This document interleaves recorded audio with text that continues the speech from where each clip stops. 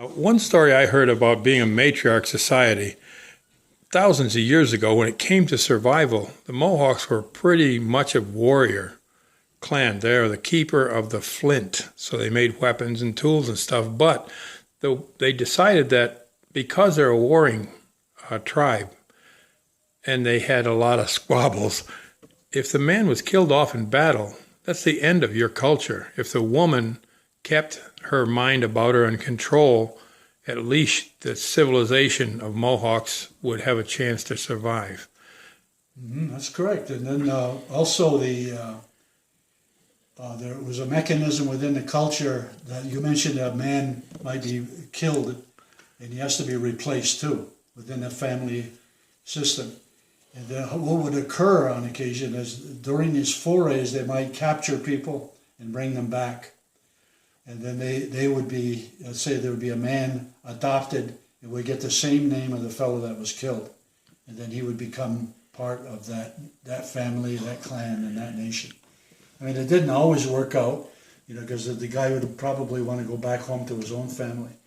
But in a lot of circumstances, it continued. And they not only adopted men, but also women that they captured. And also, it wasn't just other Indians. It could be non-natives. It was a time when there were white people that were adopted one way or the other. They would become part of the Confederacy or part of the nation. And the most famous one was among the Seneca. And there was a woman whose name was Mary Jemerson. And she and her family were in what is now called Pennsylvania. And it was a Seneca party that went down there, a skirmish, and she was captured among others and brought back. And she was adopted into a clan of the Seneca. And then time progressed and she got married. She obviously learned how to speak Seneca and learned about the culture. And then her husband passed away and then she married again. And to this day, there are a number of Senecas who have the name Jemison or Jemerson.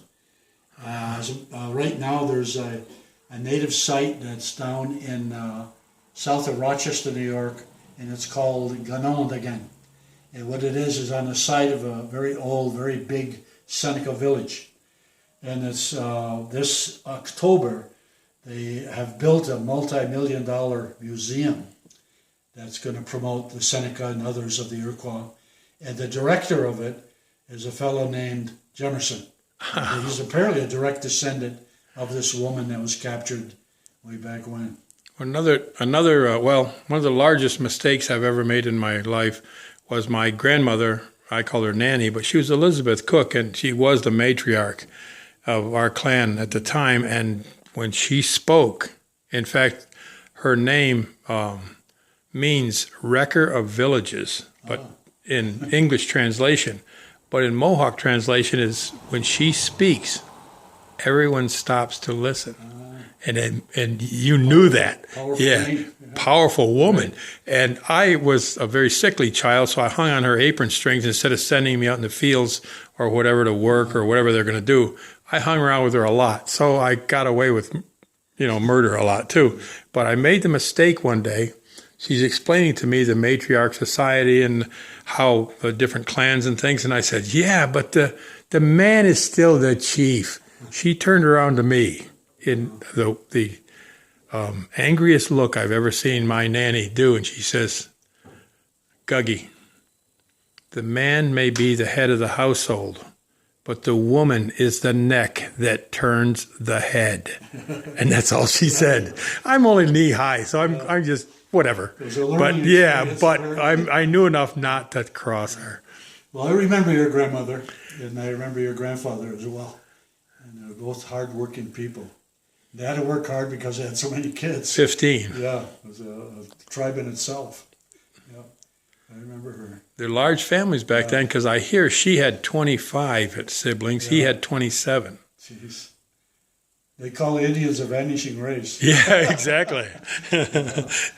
I was telling a woman from the Daughters of the American Revolution, in my family, Indians, if you don't spray, you're infested with them everywhere. Yeah.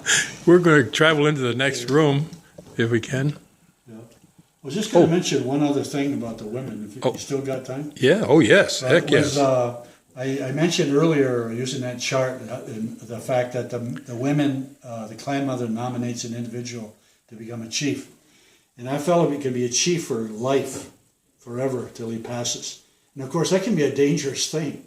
And so within the mechanism, the traditional mechanism of the Confederacy, there was a method of impeachment. You could remove him.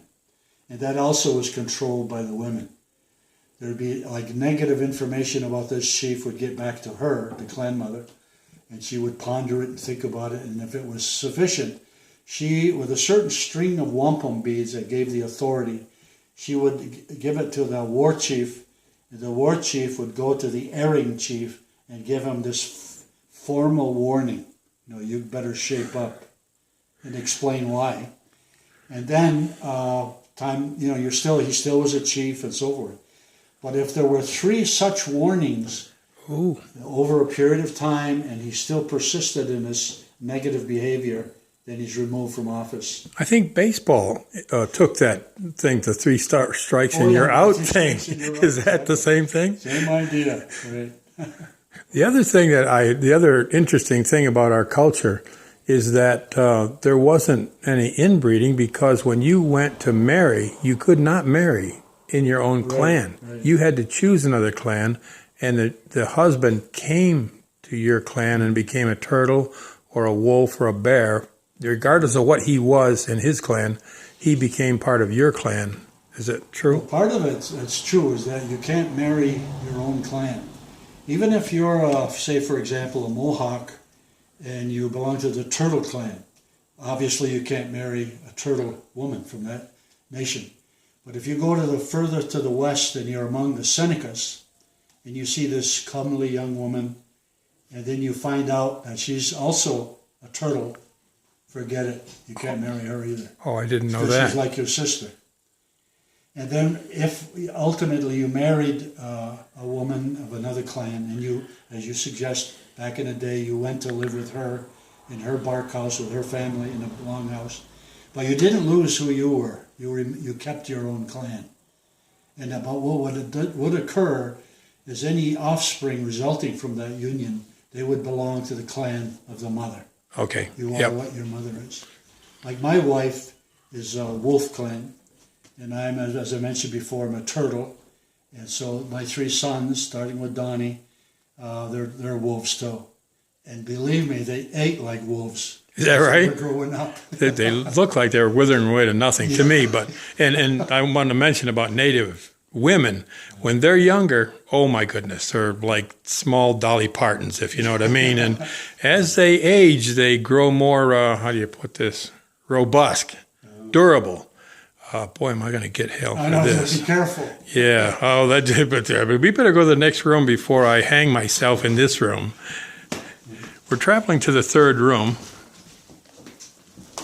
And I wanted to show you, because everybody's stereotype of them damned Injuns are that we lived in teepees and we traveled across the prairie and the flatlands and hunted buffalo, but we're from the great North Woods and we didn't even know what a teepee was.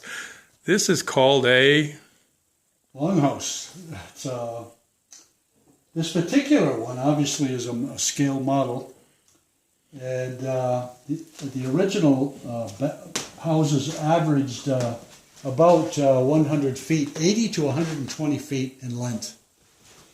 And within that, again, would be this matrilineal clan. It would be perhaps a grandmother and her husband from another clan, and her daughters, and their husbands from other clans, and her unmarried sons who belong to her clan, and then the grandchildren that would belong to her clan.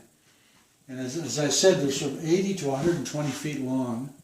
And they usually were covered with elm or hemlock bark.